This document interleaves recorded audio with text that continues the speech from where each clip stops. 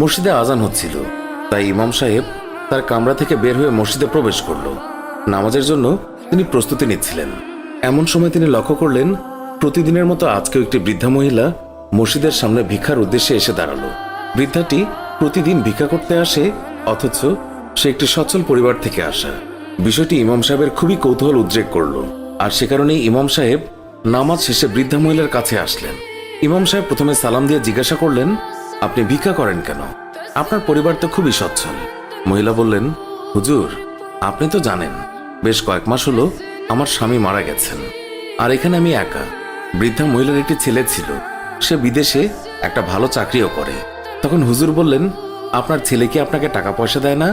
মহিলা বললেন, সে আমাকে কয়েক মাস আগে টাকা পাঠিয়েছিল, কিন্তু এখন আর কোনো টাকা পয়সা পাঠায় না, শুধুই কিছু রঙিন কাগজের ছবি পাঠায়, আর আমি এইগুলো খুব যত্ন করে রাখি। হঠাৎ করে টাকা পাঠানো বন্ধ করে রঙিন কাগজের ছবি পাঠায়, বিষয়টি হুজুরের কাছে খুবই খটকা মনে হলো।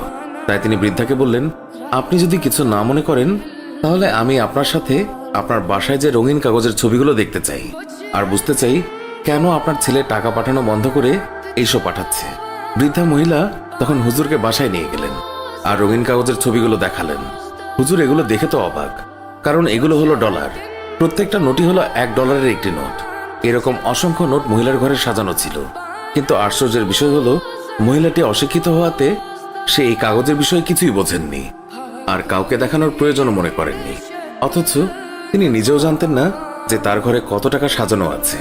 এই সম্পদ তিনি ঘরে রেখে চুমু খান, আর বাইরে কত কষ্ট করে ভিক্ষার টাকায় তার জীবন চলে।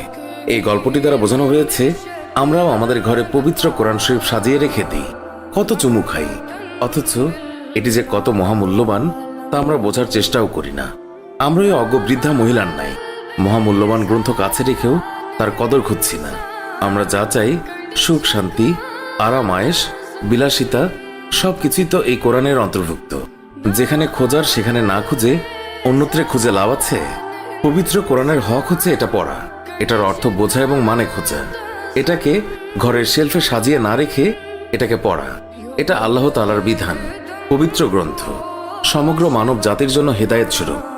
আমরা যেন ওই বৃদ্ধা মহিলার মতো না হই। সে তো নির্বোধের মতো ঘরে ডলার রেখে বাইরে ভিক্ষা করে। সে কি জানতো এটা কত মূল্যবান অর্থ?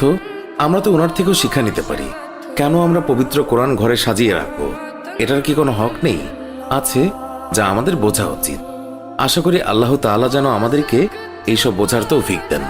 আমরা যেন কোরআনের যথাযথ হক আদায় করতে পারি এবং নিজেকে সেই হিসাবে গড়ে তুলতে পারি।